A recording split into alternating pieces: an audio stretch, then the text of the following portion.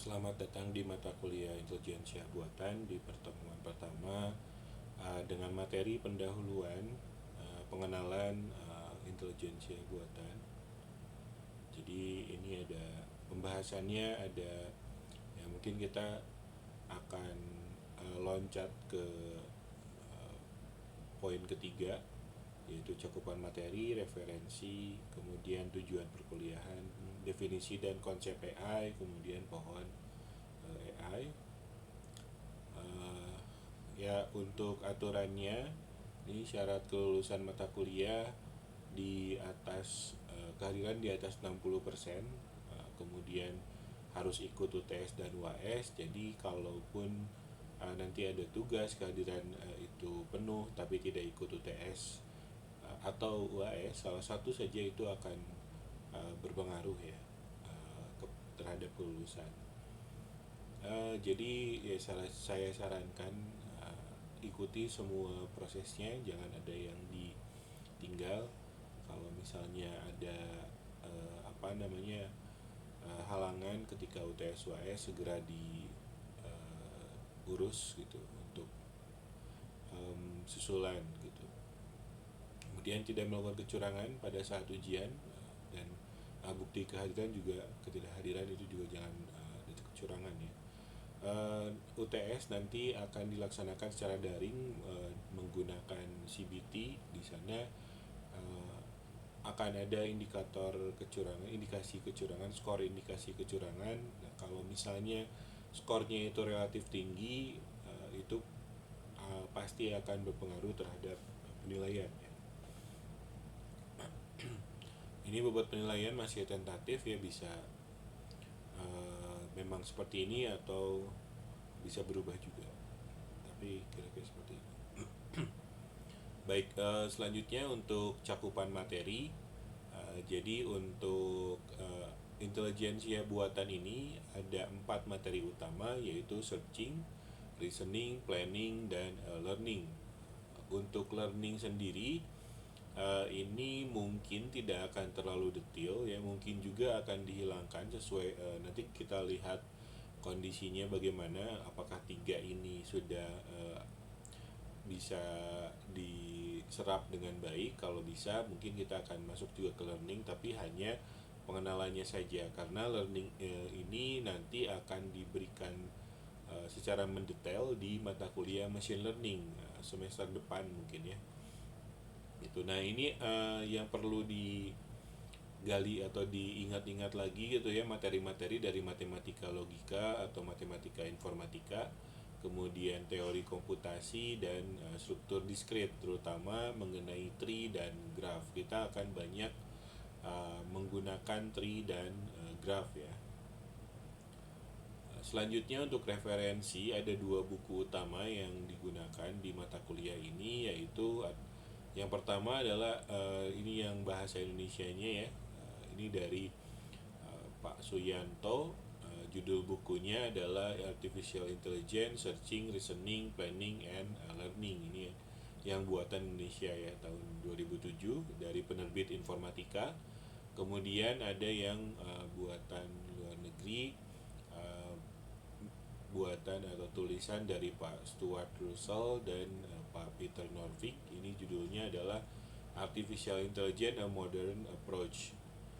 Ini tuh udah terbit sejak lama sebenarnya. Ini sudah jilid ke berapa gitu ya. Terakhir dicek itu tahun 2020. Mungkin saja setelah 2020 itu ada jilid baru lagi ya, edisi baru gitu. Ini saya lupa edisi kelima atau berapa. Mungkin saja ada edisi baru, dicek aja itu ya, lebih nanti juga saya akan cek ya apakah ada edisi terbaru atau tidak gitu setelah 2020 gitu. Karena buku ini sangat sering diupdate ya. Ini sudah menjadi referensi utama untuk pengajaran artificial intelligence. Nah, kuliah ini bertujuan untuk memberikan prinsip-prinsip dasar dan metode utama dari kecerdasan buatan. Ya.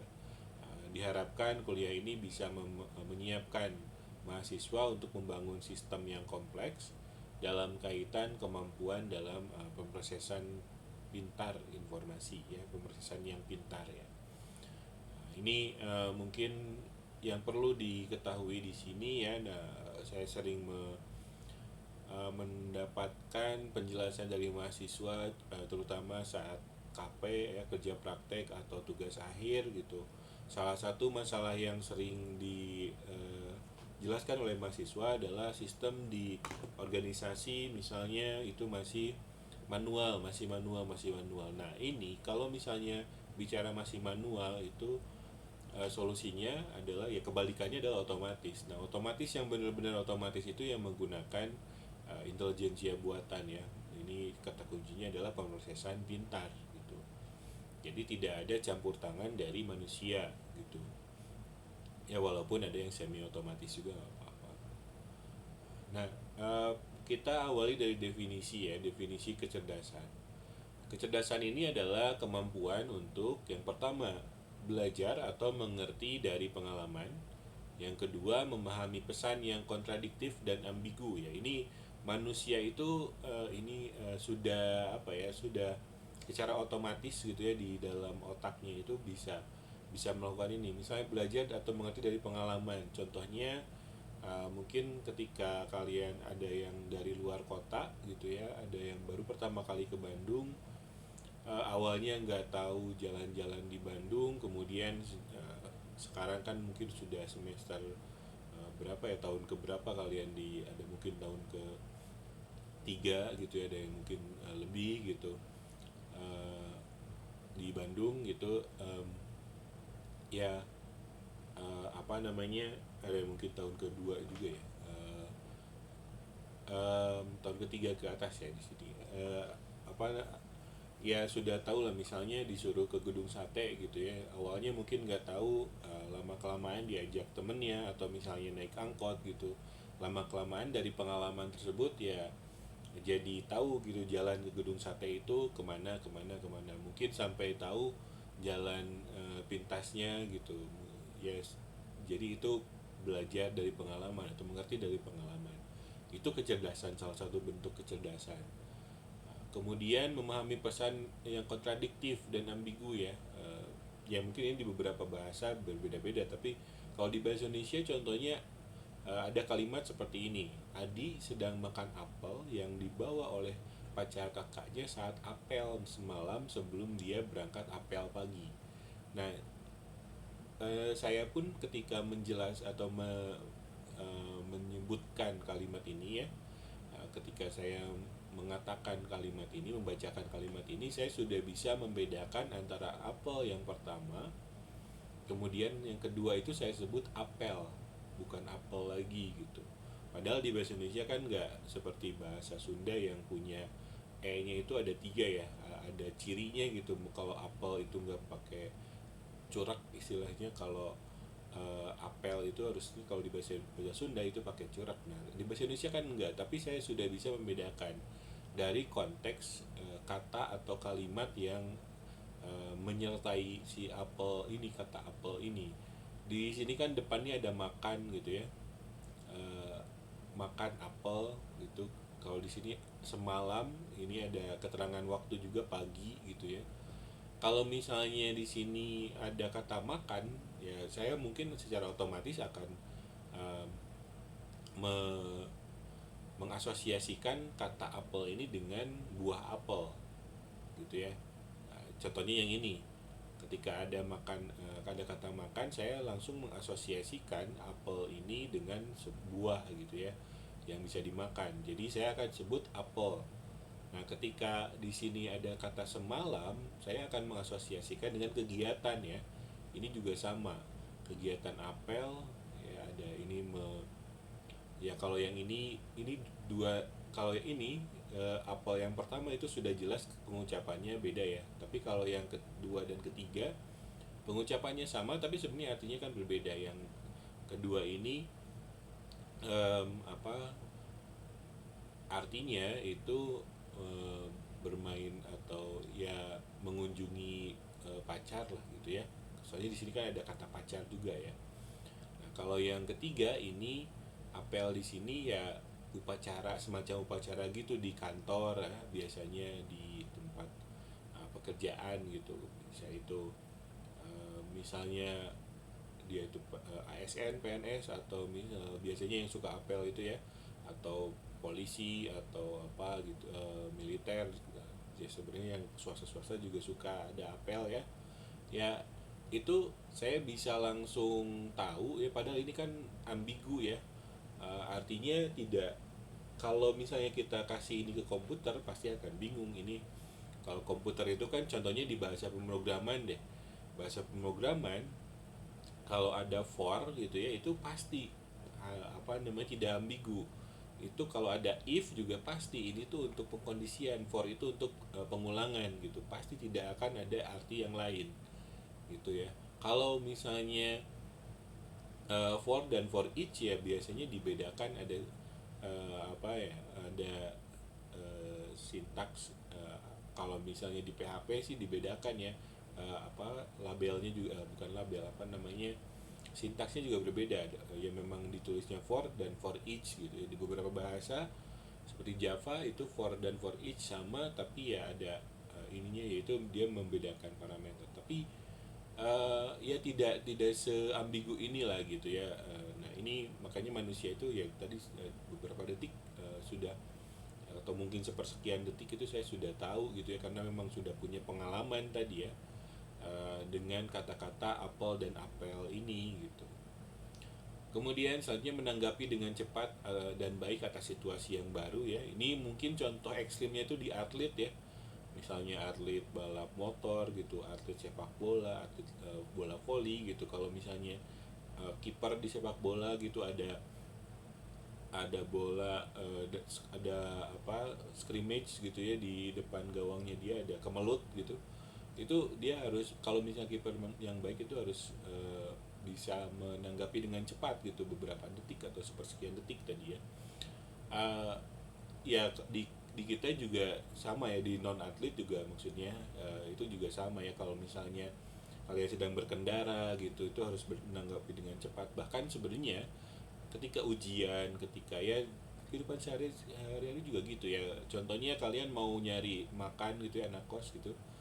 Terus ketika ngelihat, wah warung makan langganan kita itu tutup gitu, itu kan pasti kita harus itu situasi yang baru gitu, situasi yang tidak diharapkan kan. Situasinya harapannya adalah warung makannya buka, ya udah kita makan di sana, terus ya pulang gitu. Tapi kalau misalnya warung makannya tutup ya kita harus berpikir ya kemana lagi gitu. Yaitu menanggapi itu juga bentuk kecerdasan.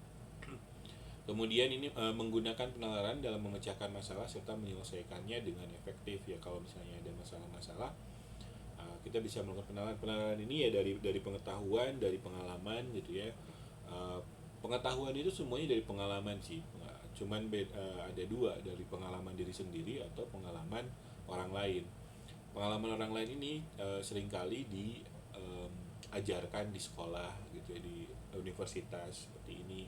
Ini sebenarnya pengalaman orang lain, pengalaman Winston dan Pendergrass. Mungkin saja Winston dan Pendergrass ini juga dapat definisi ini dari orang lain juga gitu ya. Apakah dia uh, dari mempelajari observasi orang lain, atau misalnya dari ngobrol, dari diskusi, dari apa gitu ya. Ini juga sama ya, kalian juga diajarkan oleh dosen-dosen itu pengalaman orang lain, uh, baik itu pengalaman dosennya sendiri, atau misalnya pengalaman dari dosennya dosen, atau misalnya ya pembuat atau penulis buku atau penulis jurnal gitu ya. Jurnal itu misalnya mereka menelaah sebuah algoritma, kemudian ada kesimpulan, yaitu kan pengalaman orang lain. Nah, dari dari pengetahuan itu kita bisa melakukan penalaran kan. Kita tahu tadi misalnya contoh yang sederhana tadi, ketika warung makan langganan kita tutup gitu ya. Kita melakukan penalaran untuk memecahkan masalah ini kemana lagi, kita telusuri warung makan apa saja yang kita ketahui. Kemudian kalau misalnya nggak ada yang kita inginkan, ada dorongan mungkin untuk bertanya ke teman gitu ya, atau ke siapa gitu ya, kira-kira menanyakan rekomendasi. Zaman sekarang mungkin ya ada juga pilihan nyari-nyari review eh, di internet ya gitu ya. Itu penalaran gitu untuk memecahkan masalah gitu. Sederhananya seperti itu. Nah, tadi ke definisi kecerdasan, sekarang definisi AI. Ada 4 kuadran di sini ya. Saya jelaskan dulu dari yang kiri atas. Ini menurut Bellman tahun 78. AI ini adalah the automation of activities that we associate with human thinking, activities such as decision making, problem solving, learning. Jadi ini menurut Bellman, ini adalah otomasi dari aktivitas yang kita asosiasikan dengan pemikiran manusia. Aktivitas-aktivitasnya terdiri dari pembuatan keputusan, ya, penyelesaian masalah dan pembelajaran. Gitu. Itu menurut Bellman. Jadi kata kuncinya di sini adalah human thinking ya, atau berpikir manusia, cara manusia berpikir ya, pikiran manusia. Kemudian kalau menurut Haugland tahun 85 ini, the exciting new effort to make computers think, machine with minds in the full and literal sense. Jadi ini adalah usaha baru yang menyenangkan atau menggairahkan gitu ya, untuk membuat komputer itu bisa berpikir, untuk membuat mesin dengan pikiran gitu ya. Dan ini dalam arti yang sebenarnya gitu ya, ya mungkin tidak terlalu sebenarnya juga, tidak terlalu literal juga ya, karena kan pikirannya pasti berbeda ya. Nah, ini juga sama yang menjadi kata kunci adalah think ya, cuman di sini computers think. Kita gerak dulu ke bawah. Menurut Kurzweil tahun 90, ini Ray Kurzweil, AI ini adalah the art of creating machines that perform function that require intelligence when performed by people. Jadi ini adalah seni untuk membuat mesin yang bisa melakukan fungsi-fungsi yang membutuhkan kecerdasan ketika dilakukan oleh manusia. Gitu. Nah, kemudian selanjutnya menurut Rich and Knight, ini tahun 91, AI ini adalah the study of how to make computers do things which at the moment people do better.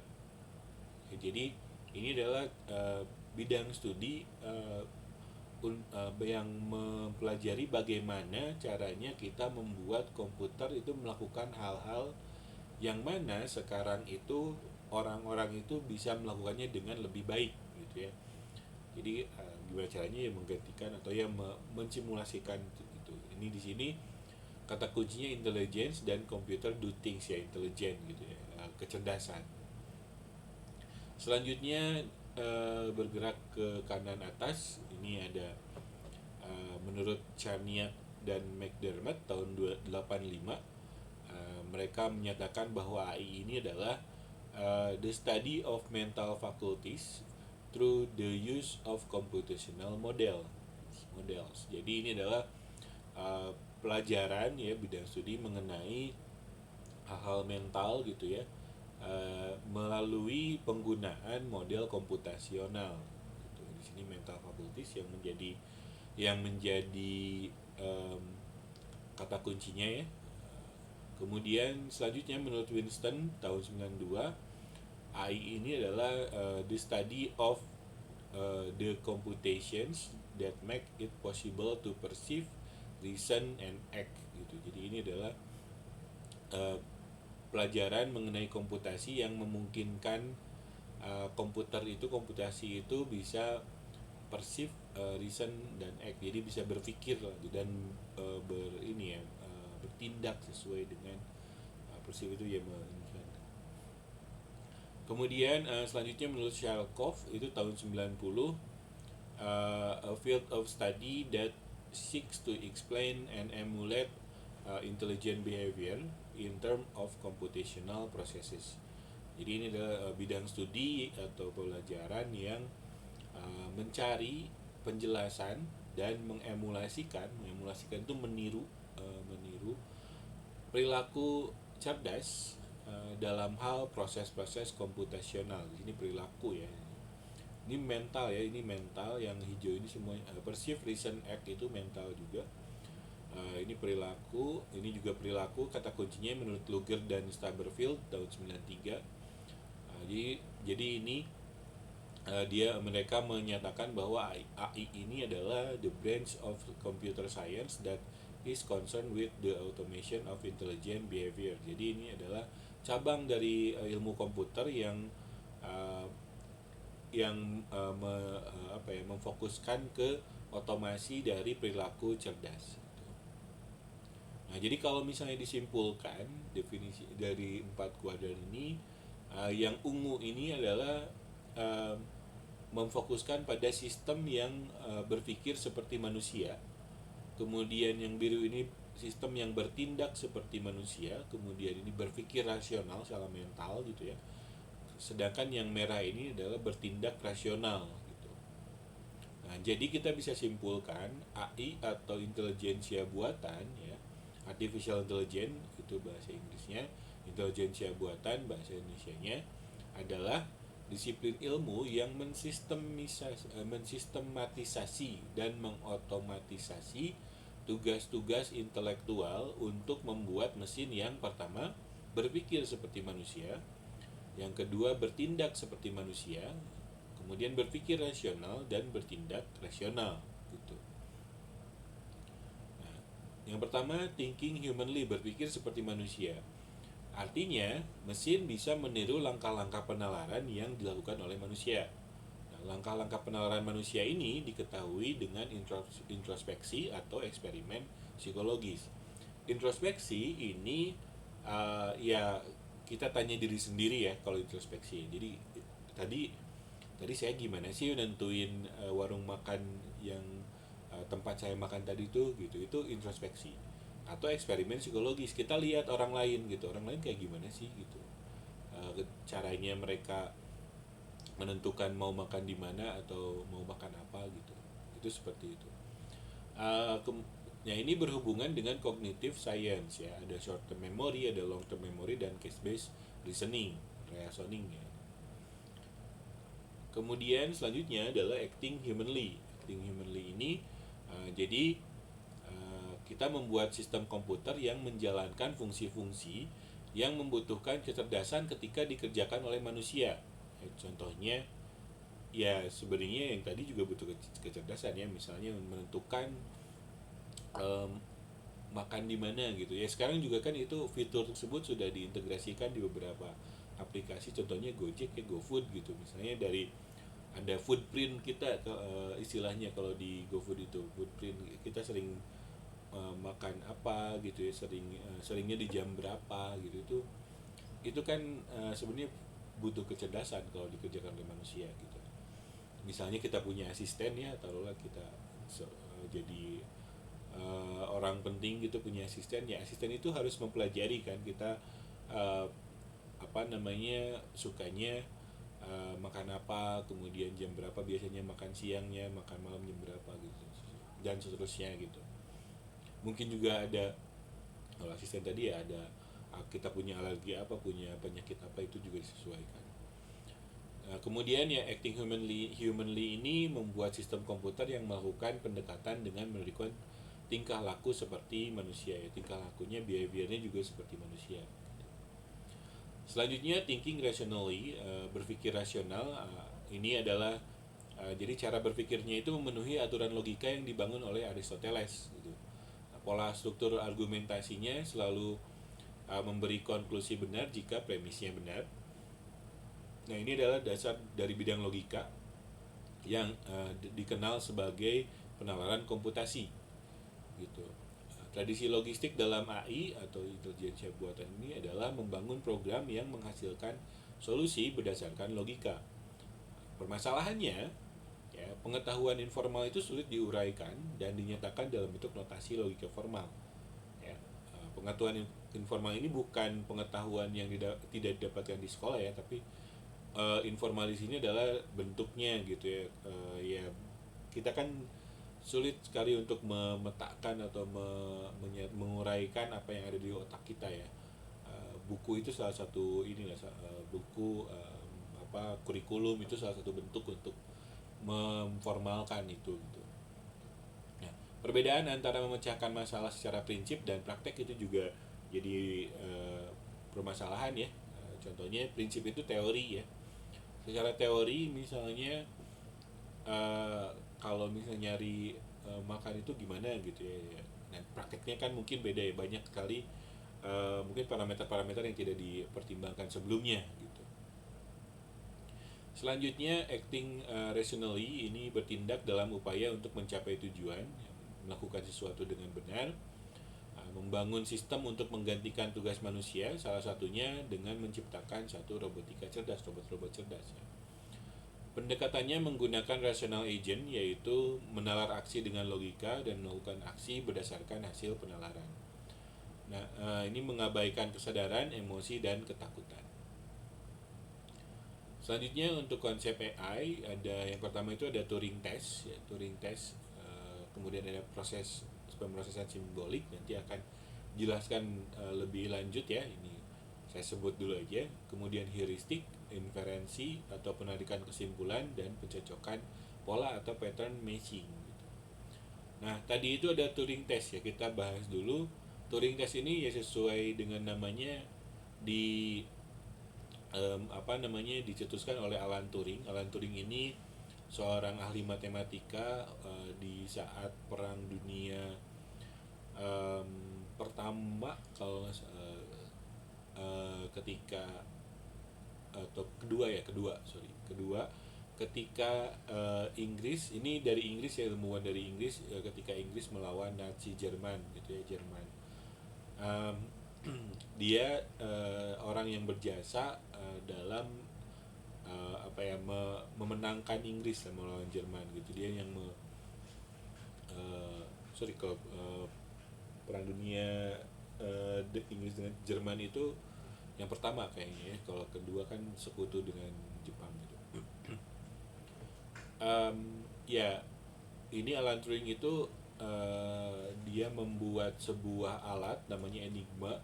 Enigma itu digunakan untuk memecahkan kode yang dikirimkan oleh tentara Jerman gitu. Tentara Jerman itu mengirimkan pesan yang dienkripsi gitu ya. Alan Turing bisa memecahkan enkripsinya gitu. Ada filmnya, ini diperankannya sama Benedict Cumberbatch tahun 2014. Kemudian ada John McCarthy. John McCarthy ini juga ya orang ya dia juga berjasa ya untuk mencetuskan Turing test ini. Nah, Turing test itu sebenarnya sederhana.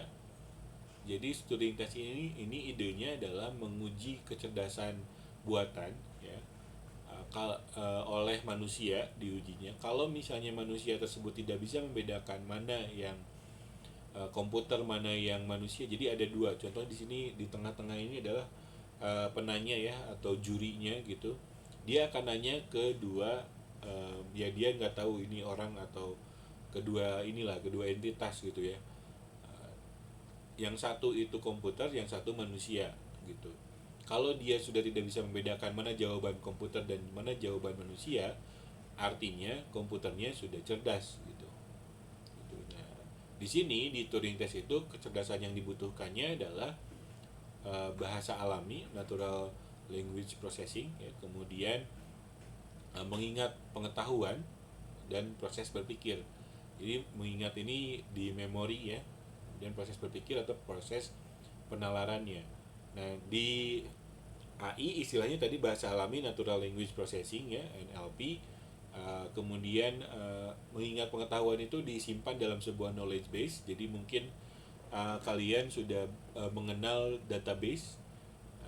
Nah, knowledge base itu konsep yang mirip tapi untuk knowledge gitu. Kalau database itu untuk data, knowledge base itu untuk knowledge. Biasanya strukturnya lebih rumit dibandingkan dengan data gitu. Kemudian untuk proses berpikir ini menggunakan inference engine. Kemudian selanjutnya itu di Turing test disempurnakan, namanya menjadi total Turing test. Total Turing test ini jadinya interaksinya itu di apa ya, dimanusiakan gitu ya. Ada kecerdasan tambahan yang dibutuhkan untuk menggantikan alat indera dan organ gerak gitu ya. Sensor dan aktuatornya gitu. Istilah AI-nya ada computer vision. Computer vision ini dia menggantikan mata ya, jadi dia bisa mendeteksi benda gitu dan sebagainya gitu.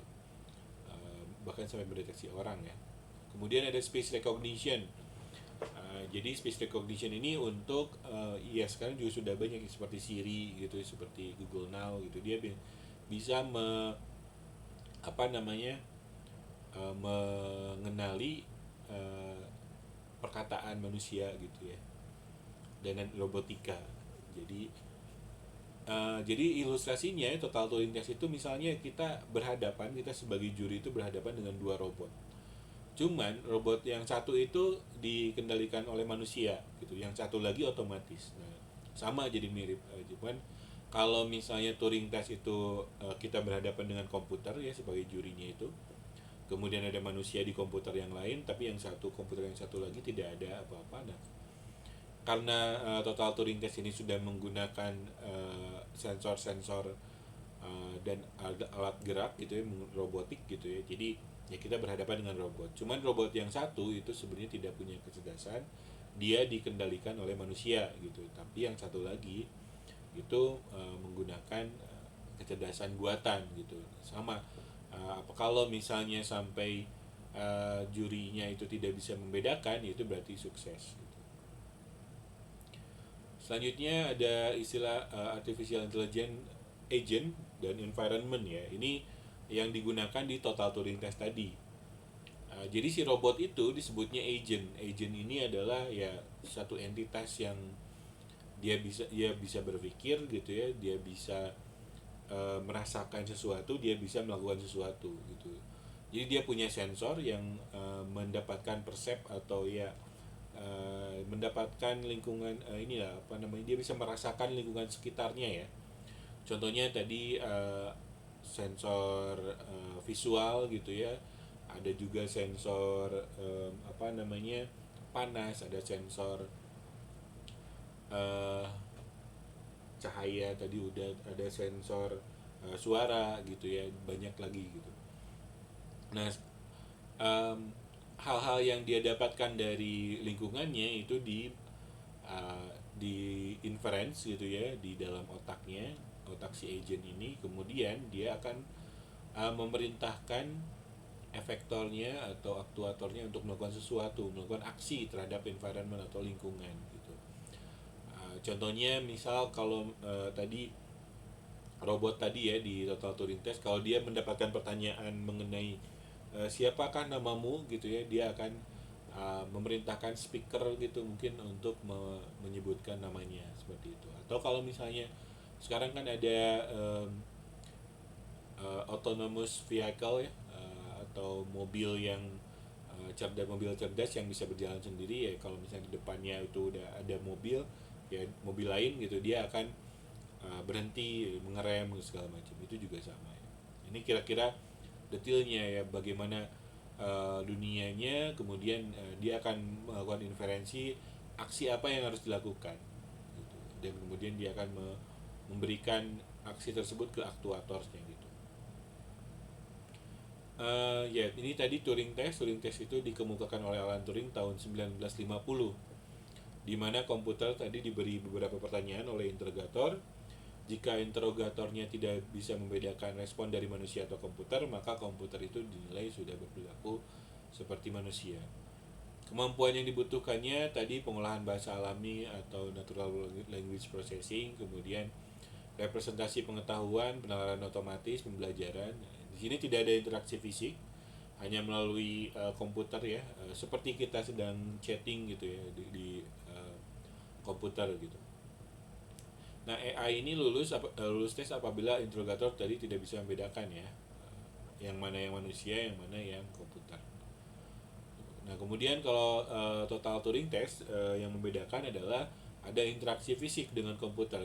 Tadi menggunakan robot biasanya ya, robot humanoid atau ya apapun itu. Sebenarnya komputer biasa pun nggak masalah.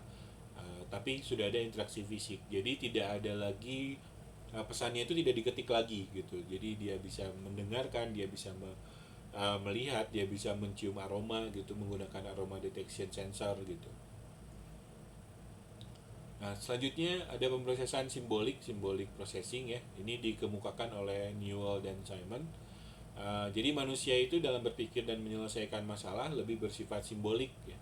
Tidak didasarkan kepada sejumlah rumus atau melakukan komputasi matematik. Makanya ada beberapa orang yang kalau misalnya dia belajar itu dia bikin simbol-simbol supaya lebih ingat gitu ya. Karena manusia pada dasarnya berpikir secara simbolik gitu, menyelesaikan masalah itu bersifat simbolik. Asumsi dasar dari konsep AI ini adalah Physical Symbol System Hypothesis atau PSSH, yaitu proses pengolahan informasi yang dapat diasumsikan sebagai pengolahan atau manipulasi simbol, di mana informasi dilambangkan sebagai simbol-simbol. Sifat penting dari AI adalah bahwa AI merupakan bagian dari ilmu komputer yang melakukan proses secara simbolik dalam penyelesaian masalahnya. Selanjutnya heuristik. Istilah heuristik ini diambil dari bahasa Yunani yang berarti menemukan, eureka ya, tahu kan? Eureka, heuristik itu bersaudara lah secara kata gitu. Heuristik merupakan suatu strategi untuk melakukan proses pencarian ruang permasalahan secara selektif yang memandu proses pencarian yang dilakukan di sepanjang jalur yang memiliki kemungkinan sukses paling besar. Selanjutnya inferensi. Nah, jadi AI ini mencoba membuat mesin yang memiliki kemampuan berpikir atau mempertimbangkan atau reasoning, termasuk di dalamnya proses inferencing berdasarkan fakta-fakta dan aturan dengan menggunakan metode heuristik. Selanjutnya pattern matching atau pencocokan pola. Ini AI bekerja dengan metode pencocokan pola yang berusaha untuk menjelaskan objek, kejadian, atau proses dalam hubungan logika atau komputasional. Ini bedanya pemrograman AI dengan pemrograman konvensional yang sudah kalian ketahui ya. Di AI itu ada representasi dan manipulasi simbol, sedangkan ekivalensi di komputasi konvensionalnya adalah algoritma. Kemudian di AI ada memberitahu komputer tentang suatu masalah. Kalau di konvensional itu memerintah komputer untuk menyelesaikan masalah. Jadi di konvensional itu kita sudah tahu masalahnya pasti seperti itu. Nah, itu jadi algoritmanya sudah pasti dan perintahnya juga sudah pasti. Kalau di AI, algoritma itu untuk mencari problem solvingnya gitu. Jadi permasalahannya tidak pasti. Nah, makanya kalau misalnya komputasi konvensional itu diberikan data dan komputer dan program gitu ya. Kalau misalnya AI itu diberikan pengetahuan dan kemampuan inferensi, yang mana pengetahuan itu tadi lebih kompleks ya, relasinya lebih kompleks segala macam gitu. Kalau data itu bisa satu dimensi saja. Kalau pengetahuan itu hampir sangat tidak mungkin hanya satu dimensi gitu. Contoh satu dimensi itu data di teks gitu ya, di sebuah file teks gitu, kita sedang mengelola file teks itu satu dimensi gitu. Itu kalau di AI nggak akan mungkin bisa menyelesaikan masalah dengan hanya satu dimensi seperti itu. Kemudian ini pohon AI ya, mungkin kalian sudah mengetahui ada beberapa istilah yang mungkin juga sekarang itu umum digunakan ya. Contohnya tadi speech recognition, computer vision, machine learning, machine translation, robotic, natural language processing, itu semua adalah cabang dari AI sebenarnya. Ya. Cabang-cabang dari AI, ada expert system pakar gitu. Jadi yang kita pelajari di mata kuliah intelijensia buatan ini adalah akarnya dulu gitu. Nanti mungkin ada yang tertarik ke kalau di kita sih sebenarnya hanya ada sistem pakar ya, nanti ada mata kuliah pilihan, ada machine learning, machine translation itu masuk ke sana, natural processing juga masuk ke machine learning, kemudian speech recognition juga masuknya ke bisa di machine learning gitu ya. Automatic programming sebenarnya ada juga.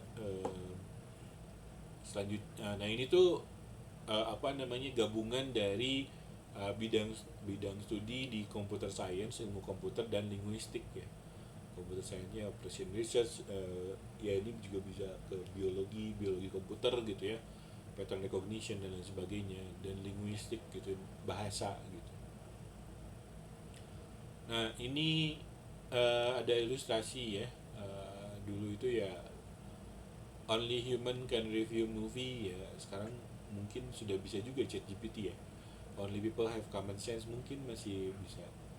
Nah ini sudah banyak yang dicoret, artinya sudah tidak hanya manusia yang bisa improvise jazz gitu ya. Tidak hanya manusia yang bisa main pingpong. Kalau sekedar main mungkin juga bisa mengalahkan ya. Ya kalian bisa lihat aja di YouTube, robot main pingpong itu ada gitu. Jadi ya ini berbahaya kalau misalnya kita berpikir bahwa sistem artifisial ini, intelijensia buatan ini sangat-sangat inferior kalau dibandingkan dengan pemikiran manusia. Jangan berpikir seperti itu juga ya, jangan menyepelekan. Human level AI ini bisa, kalau misalnya kita sudah sampai di AI dengan level kecerdasan seperti manusia, ini dia eksponensial percepatan dari kecerdasannya itu bisa melebihi dari manusia gitu, karena AI ini lebih konsisten gitu ya. Kemudian technological progress di bidang-bidang lain ini bisa diakselerasi dengan AI ya.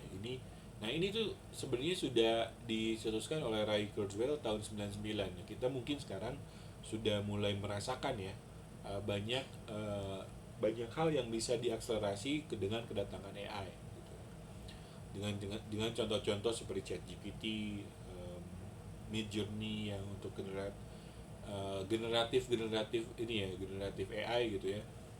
AI untuk menggenerate sesuatu gitu, contohnya tadi ChatGPT untuk menggenerate teks, Midjourney untuk Leonardo itu menggenerate gambar gitu, ada yang menggenerate suara. Beberapa waktu lalu saya di sosial media itu banyak sekali sekarang suara dari mulai yang lucu-lucu seperti suara plankton sampai dengan suara Presiden Jokowi sedang menyanyi lagu apa gitu, lagu tertentu, itu sudah bisa diproduksi oleh AI gitu ya. Jadi kita ya jangan terlalu menyepelekan ya, walaupun ya sebenarnya balik lagi tidak perlu takut juga gitu, kembalikannya gitu ya, tidak perlu takut juga karena AI itu ya kita yang mengendalikan gitu. Uh, nah, selanjutnya bagian utama dari aplikasi AI itu, ini yang membedakan juga dengan komputasi konvensional ya. Jadi ada dua bagian, ada basis pengetahuan atau knowledge base, dan ada mesin inferensi atau inference engine. Knowledge base ini berisi fakta-fakta, teori, pemikiran, dan hubungan diantaranya, sedangkan mesin inferensi atau inference engine adalah kemampuan menarik kesimpulan berdasarkan pengetahuan. Jadi ini kalau di konvensional ini database, ini adalah algoritma. Kalau di AI itu, nah jadinya hubungannya seperti ini. Input masalah, pertanyaan dan lain-lain, kemudian jadi ditelusuri gitu ya secara nalarnya itu menggunakan motor inferensi, yang mana motor inferensi ini akan seperti bernalar gitu ya, akan menghasilkan output jawaban solusi berdasarkan basis pengetahuan gitu. Itu ya sampai di sini saja untuk pertemuan pertama ini. Mudah-mudahan bisa dipahami. Silakan kalau misalnya ada pertanyaan sampaikan saja di komentar dari video ini ya, supaya yang lain juga bisa ikut berdiskusi. Terima kasih, sampai jumpa lagi.